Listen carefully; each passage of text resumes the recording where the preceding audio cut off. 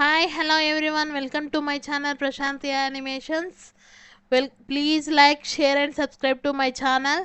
ఈరోజు మనం చెప్పుకోబోయే కథ రాంబాబు వేటగాడు. ఉత్తరపురం అనే గ్రామంలో రాంబాబు అనే వేటగాడు నివసిస్తూ ఉండేవాడు. ఒకరోజు తను వేటకు బయలుదేరి వెళ్ళి అడవంతా తిరుగుతూ ఉండగా అతనికి ఏ జంతువు ఆ రోజు కనిపించలేదు. దాంతో ఆ రోజంతా అలానే తిరుగుతూ ఉండి అలసిపోయి అక్కడే ఉన్న చెట్టు పైన ఎక్కి కూర్చుంటాడు. ఆకలితో ఉండడంతో ఆయనకి ఏం చేయాలో అర్థం కాక అలాగే కూర్చుండిపోతాడు. ఆ రోజు ముగుస్తుంది, సాయంత్రం అవుతుంది, చీకటి పడుతూ ఉంది. ఏం చేయాలో అర్థం కాక ఆ చెట్టు పైన ఉన్న ఒక్కో ఆకు తీసి కింద పడేస్తూ ఉంటాడు. ఆ ఆకులు కిందే ఉన్న శివలింగం పైన పడతాయి. అలానే తీస్తూ ఉంటాడు. ఉదయం అవుతుంది. తెల్లారేసరికి ఆయన ముందు ఒక భగవంతుడు ప్రత్యక్షమవుతాడు. కోరుకో నాయనా, నీకు ఏ వరం కావాలో అని అడుగుతాడు.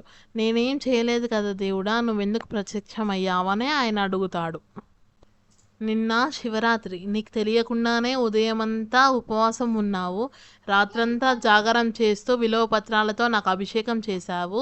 నేను ఒక కలశాన్ని ఇస్తాను, తీసుకువెళ్ళు, దాంతో నీకు వరం వస్తుంది అని చెప్తాడు. ఆ కలశం తీసుకువెళ్ళి చూసేసరికి అతని పేద ఇల్లు కాస్త మంచి ఇల్లుగా మారిపోతుంది. అతను ఆశ్చర్యంతోనే లోపలికి వెళ్తాడు. లోపలికి వెళ్ళేసరికి అక్కడ శివలింగం ఉంటుంది. శివలింగం పక్కన పరమపక్ష ప్రమన్నాలు ఉంటాయి. అవి చూస్తూ దేవుడా, చాలు దేవుడా నాకు ఈ జన్మకి అని ఆయన అనుకుంటాడు. Thanks for watching. Please like share and subscribe to my channel.